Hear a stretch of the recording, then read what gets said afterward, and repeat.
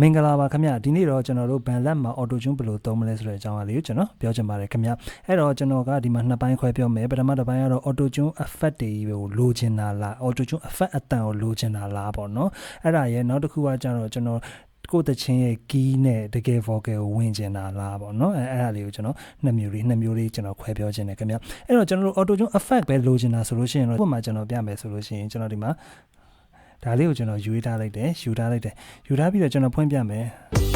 A B C D E F G H I J K L M N O P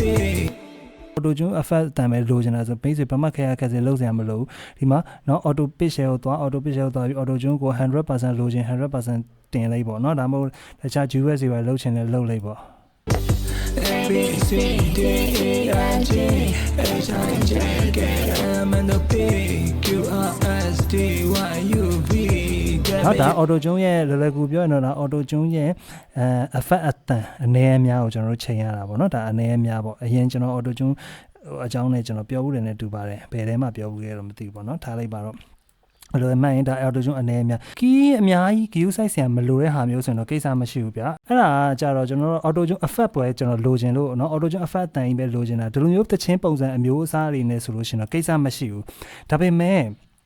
ဒီလိုမျိုး melody တွေပတ်နဲ့ပါတဲ့vocal တွေဆိုရင်တော့ပြဿနာတက်သွားလိမ့်မယ် A B C D E F G H I J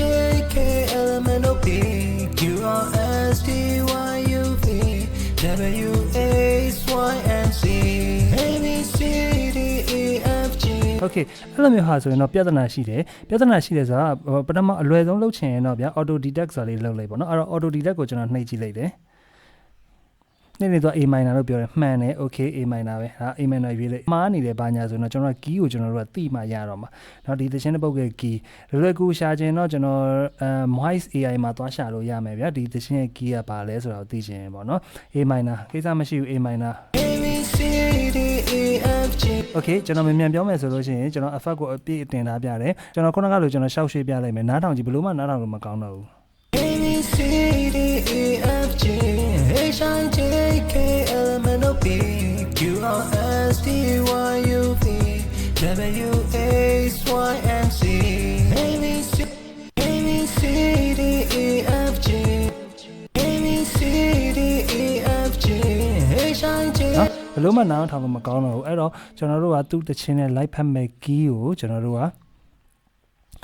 ရွေးရတော့မှာပေါ့နော်အဲ့ဒါဆိုတော့ကျွန်တော်တို့ကဒီမှာဘယ်လိုရွေးရမလဲဆိုလို့ရှိရင်နောက်ခုနကလို auto detect လုပ်လို့ရတယ်မှန်တဲ့အခါလဲမှန်မှာပေါ့နော်ဒါကိုယ့်သချင်းရဲ့ key ကိုရွေးချင်တယ်ဆိုလို့ရှိရင်ကျွန်တော်တို့က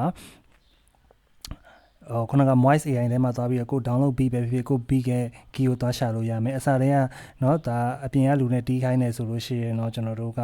key ကိုတခါတည်းတီးမှာပေါ့ဗျာကိုနဲ့ကြိုက်တဲ့ key ကိုတခါတည်းရွေးပြီးတော့တီးလို့ရတာပေါ့เนาะအဲ့လိုမျိုးလုပ်လို့ရမယ်ပြီးသွားရင်ကိုက key တီးပြီးဆိုလို့ရှိရင်ကိုတချင်းက major scale လားအဲ့လည်းမှာ C လား D လား E လား F လား G လား A လား B လားဒါမှမဟုတ်လဲเนาะအမှ G F flat sorry F sharp လား G flat လားနော် C sharp လား D flat လားအစရှိသဖြင့်ဒီမှာသွားပြီးတော့ရွေးပေးရမယ်အဲ့မှာခုနကဘာလို့ major နဲ့ minor နဲ့ကွဲသွားလဲဆိုလို့ရှိရင် relative major relative minor ဆိုတာရှိတယ်ဥပမာကျွန်တော်ကြည့်ရမယ်ဆိုရင်ဒီမှာကြည့်အဲ့ဒီမှာဆိုလို့ရှိရင်ဒါ C major ရွေးလိုက်တယ်ဆိုလို့ရှိရင်ကျွန်တော်တို့က C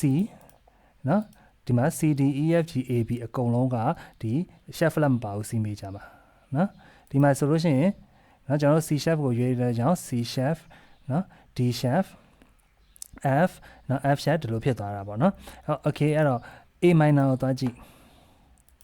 A minor မှာဆိုလို့ရှိရင် sorry minor ပေါ့နော် minor scale ကိုကျွန်တော်တို့သွားကြည့်မယ်ဆိုလို့ရှိရင် A minor ကိုသွားကြည့်လိုက် A minor မှာသွားကြည့်လို့ရှိရင် A minor မှာလည်း no sharp no flat ဖြစ်နေတယ်နော်အဲ့တော့ပြောချင်တဲ့ဟာက relative major relative minor ဆိုတော့ A minor ရဲ့ relative major ဆိုလို့ရှိရင် C major ဒီဟောပေါ့ note အလုံးတွေအတူတူပဲ C D E F G A B A minor မှာC major မှာဆိုပါမယ်เนาะ A minor မှာဆို A B C D E F G A เนาะဒီအလုံးအတူတူပဲအဲ့တော့ A က A minor ရဲ့ relative major ဆိုရင် C major ဖြစ်ပြီးတော့ C major ရဲ့ relative minor ဆိုရင်သူက A minor ပြောင်းတယ်ဒါကတော့ဟို theory နဲ့ဆိုင်သွားမှာပေါ့เนาะအဲ့တော့ပြောချင်တဲ့ဟာကတော့ကျွန်တော်တို့ဒီမှာ auto tune စာဒီလိုလေးကျွန်တော်တို့သုံးလို့ရတယ်တကယ်ကိုက melody တွေဆိုမယ်ဆိုလို့ရှိရင်เนาะ melody တွေကို auto tune လုပ်မယ်ဆိုလို့ရှိရင်เนาะ key တွေ chord တွေကို key တွေပေါ့နော်အဓိကတော့ key ကိုကျွန်တော်တို့ကသိရမယ် melody အရင်အရေးမပါတဲ့ပေါ့နော် melody အရင်အရေးမပါတဲ့အရေးမကြီးတဲ့ vocal လေးကိုဆိုလို့ရှိရင်တော့ကိစ္စမရှိဘူးဘယ်ဟာပဲဖြစ်ဖြစ်เนาะကိုက auto tune effect တန်ပဲလိုချင်တာပေါ့နော်အဲ့ဒါဆိုရင်တော့ကျွန်တော်တို့ကဒီမှာ auto tune effect ကို intensity ကိုကျွန်တော်တို့အပြည့်စုံတင်လာပေးလို့ရှင်ရပြီပေါ့နော်အခု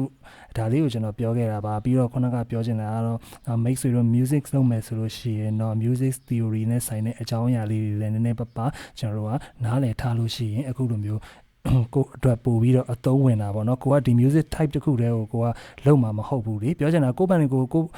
တယောက်တည်းတူတယောက်တည်းဆိုတာဆိုတော့ကိစ္စမရှိဘူးပေါ့နော်သူများလာပေးတဲ့ဟာတွေသူများလာအပ်တဲ့ဟာတွေကိုအဲ့လိုမျိုး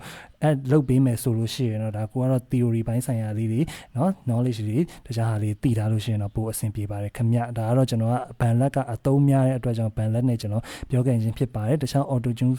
effect plugin တွေပေါ့နော်အကြောင်းတွေကိုလည်းကျွန်တော်ပြောခဲ့ဘူးတယ်နဲ့တူပါတယ်ခင်ဗျအားလုံးပဲကျေးဇူးတင်ပါတယ်